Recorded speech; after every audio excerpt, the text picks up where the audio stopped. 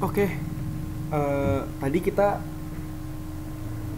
udah ngebahas tentang entropi di kontrol volume. Sekarang kita bakal ngebahas soal yang nggak terlalu mepet sama soal tadi, tapi kayaknya berkaitan. Ini tentang kita ada soal di mana yang ditanya itu bukan entropi tapi tentang uh, work and heat transfer per unit of mass.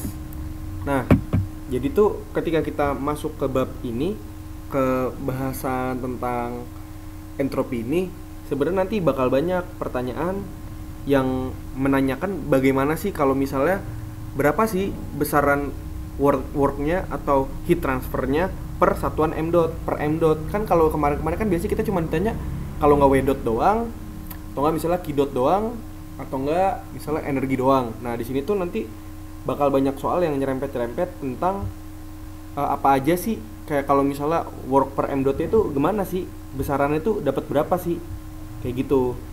Jadi di sini tuh ditanya tentang determine the work and heat transfer per unit of mass. Nah jadi yang pertama ya kita baca soal lagi. Water initially in saturated liquid at 150 derajat Celcius.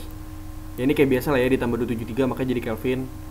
Nah berarti di sini kita dikasih tahu ada air saturated liquid, suhunya dapat, terus dibilang di piston silinder. Oke, berarti kita dapat informasi di piston ya. Berarti katakanlah piston, ini piston kayak gini ya. Berarti ini kayak didorong gitu kan, kayak maju mundur gitu kan. Terus the water undergoes a process due to the corresponding saturated vapor state. Oh, berarti dia didorong atau di awalnya bentuknya saturated liquid tapi didorong sampai jadi saturated vapor. Nah terus dibilang pas pistonnya bergerak bebas di silinder, if the change of state is brought about by heating the water as it undergoes. Oh berarti nih sambil dipanasin, berarti ada yang masuk nih, ada yang manasin, terus bilang dengan constant pressure, berarti P nya constant pressure, temperature juga constant, determine the work and heat transfer per unit mass. Nah berarti nih ada panas nih, katakanlah panas masuk ke dalam piston di saat suhu di dalam sini 150 derajat Celcius, atau ketika diubah jadi Kelvin itu 423 Kelvin. Nah ditanya W nya dulu, W per M, sama yang ditanya Q per M. Kayak yang kita tahu kalau rumus W per M itu berarti kan integral 1 sampai 2 P dV kan. Berarti kalau gini kan dV ya diintegralin aja biasa. Berarti ntar endingnya karena P nya konstan, nanti jadinya W per M sama dengan P V2 dikurang V1. Kalau nanti yang ditanya Qm nya, berarti kan Qm itu sama dengan berapa, integral 1 2 TdS. Sebenarnya nanti ini cuman penurunan aja. Jadi awalnya bentuk kayak gini, nanti rumus akhirnya jadinya kayak gini. Yang integral 1 ke 2 TdS nanti juga berubahnya jadi T S2 min S1. Sebenarnya ini soalnya gampang sih, tinggal plug and play aja. Nah terus berarti kita dapat rumusnya, yaudah deh kita cari di table. Berarti ketika di table dikasih tahu saturated liquid pada suhu 150 derajat Celcius, yaudah kayak tadi kita buka lagi tabelnya yang ada di buku. Nah saturated liquid vapor kan kayak di soal tadi kan juga di table A2 kan. Jadi kita buka table A2, kita zoom. Nah berarti di sini ketika suhunya 150 derajat ini ya, kita juga dapat nih besar P nya. Berarti P nya di sini kita pakai 4,758. Terus kita juga harus nyari besaran si V nya. V nya pakai apa? V yang liquid. Berarti dapatnya V saturated liquid ini bukan V yang ini ya, V yang ini, maaf. V liquid itu 1,0905. Nah, jangan lupa karena di tabel ini 10 pangkat 3, nanti pas dikeluarin dan dimasukin rumus, nanti jadinya 1,0905 dikali 10 pangkat min 3. Habis itu dibilang itu kan berarti V1-nya, V pas saturated liquid. Terus didorong sampai jadi saturated vapor. Sambil dipanasin tuh.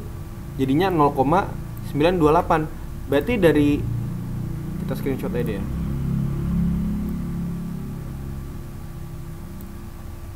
Nah,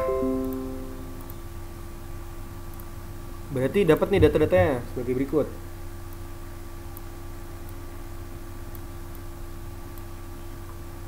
Nah, ini suhunya, ini besar P-nya, ini V2, ini V1, ini V2. Ya udah deh, tinggal kita substitusi aja. Berarti E per M sama dengan 4,758 dikali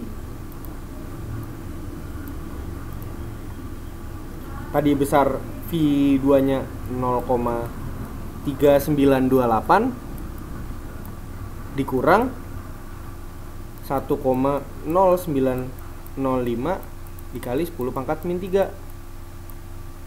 Nah, tadi kan satuannya masih pada berantakan tuh, ya kan? Masih ada yang dalam satuannya bar, masih ada yang dalam satuannya berantakan deh. Nanti kalau misal dirapihin, bentuknya jadi kayak gini. Jadi kayak gini bentuk rapinya.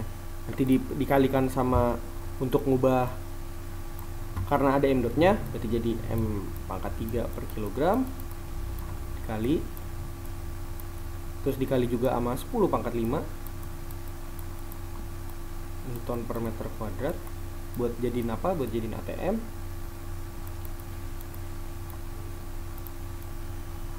Habis itu dikali,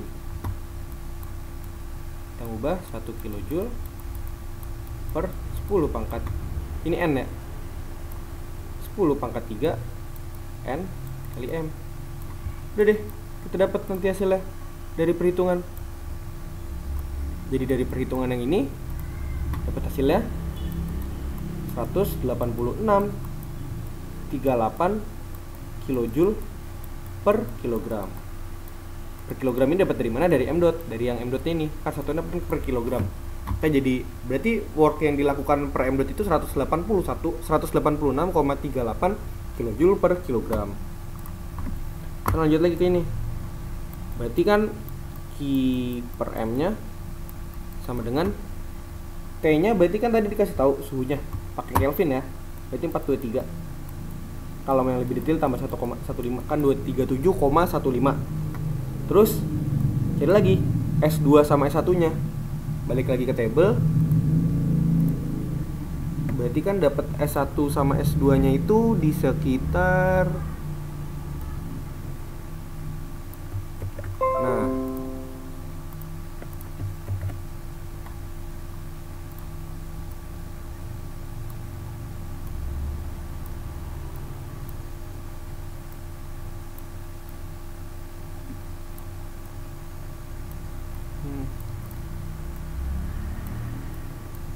Nah, berarti kan dapat tuh besar S1 S2 nya. Tadi tuh S1 S2 tuh di kolom kedua sama ketiga dari paling kanan. Berarti dapat tuh besarnya. Berarti S1 sama S2 nya ini. Nah, S1 nya berarti kan yang dalam posisi saturated liquid. Yang S2 nya berarti dalam fase saturated vapor. Berarti ini S1 S2 nya yang ini S2 nya, ini S1 nya. Berarti jadinya rumusnya jadi apa? Berarti 423,15 dikali sama 6,8379 dikurang 1,8418. Udah deh, nanti dapat hasilnya Q per M itu dapat 2114,1 kilojoule per kilogram. Oke, jadi soalnya gitu aja. Simpelnya sih cuma tentang pembahasan rumus aja. Tinggal yang di plug and play aja, tapi yang dipahami apa maksud yang dipertanyakan. Kayak gitu. Karena beda nanti ketika ditanya work aja sama work per, mana tuh di pertanyaannya? Work per M dot, itu beda tuh nanti. Work and heat transfer per unit of mass itu beda. Rumusnya juga beda. Oke, lanjut lagi ke part selanjutnya, kita bahas tentang soal tugas.